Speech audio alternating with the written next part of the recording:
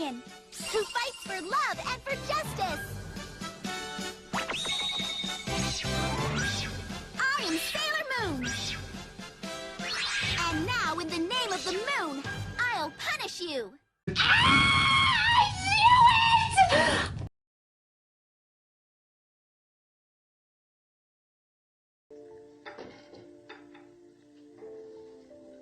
To take the risk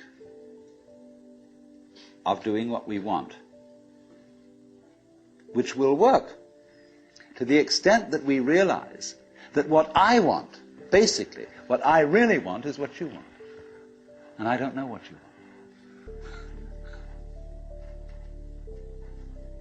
It surprised me.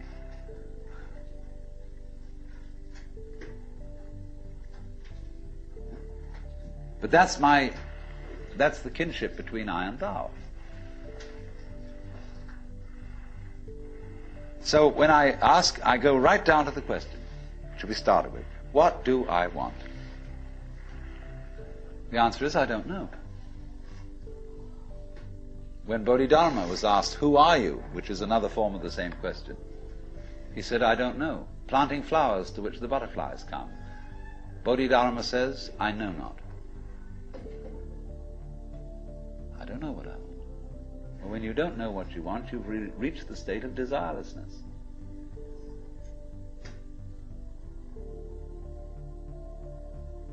When you really don't know. But you see, there's a beginning stage of not knowing, and there's an ending stage of not knowing. In the beginning stage, you don't know what you want because you haven't thought about it, or you've only thought superficially.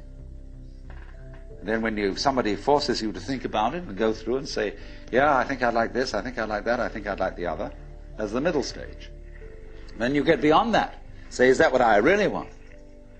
In the end you say, no, I don't think that's it. I might be satisfied with it for a while, and I wouldn't turn my nose up at it, but it's not really what I want. Why don't you really know what you want? Two reasons that you don't really know what you want. Number one, you have it. Number two, you don't know yourself, because you never can. The Godhead is never an object of its own knowledge. Just as a knife doesn't cut itself, fire doesn't burn itself, light doesn't illumine itself. It's always an endless mystery to itself. I don't know. And this I don't know, uttered in the infinite interior of the spirit,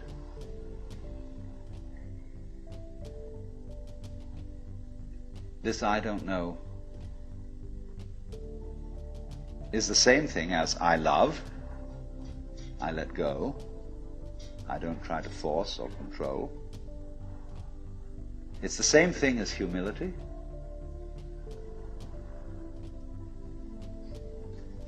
And so the Upanishads say, if you think that you understand Brahman, you do not understand, and you have yet to be instructed further. If you know that you do not understand, then you truly understand. For the Brahman is unknown to those who know it, and known to those who know it not.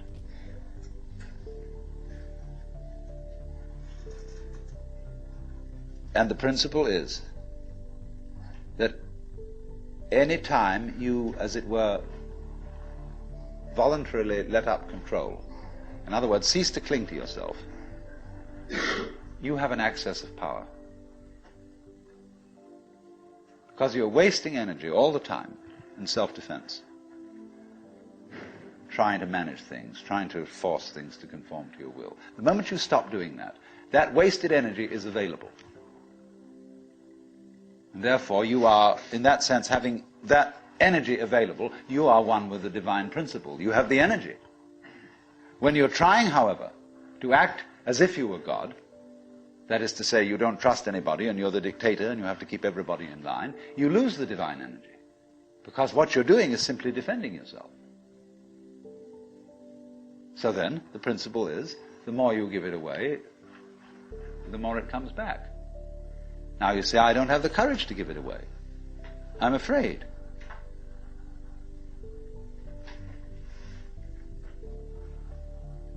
And you can only overcome that by realizing you better give it away because there's no way of holding on to it. The meaning of the fact, you see, that everything is dissolving constantly, that we're all falling apart, we're all in a process of constant death, and that the worldly hope men set their hearts upon turns ashes, or it prospers, and like snow upon the desert's dusty face, lighting a little hour or two is gone. You know, all that Omar Khayyam jazz. You know, the cloud-capped towers, the gorgeous palaces, the great globe itself, aye, all which it inherits shall dissolve, and like this insubstantial pageant faded, leave not a rack behind. All falling apart. Everything is. That's the great assistance to you. See, that fact that everything is in decay is your helper. That is allowing you that you don't have to let go because there's nothing to hold on to. It's achieved for you, in other words, by the process of nature. So once you see that you just don't have a prayer, and it's all washed up, and that you will vanish and leave not a rack behind, and you really get with that, suddenly you find you have the power, this enormous access of energy. But it's not power that came to you because you grabbed it. It came in entirely the opposite way. And power that comes to you in that opposite way is power with which you can be trusted. This tape will self-destruct in 5 seconds. Good luck, Jim. I'll be back.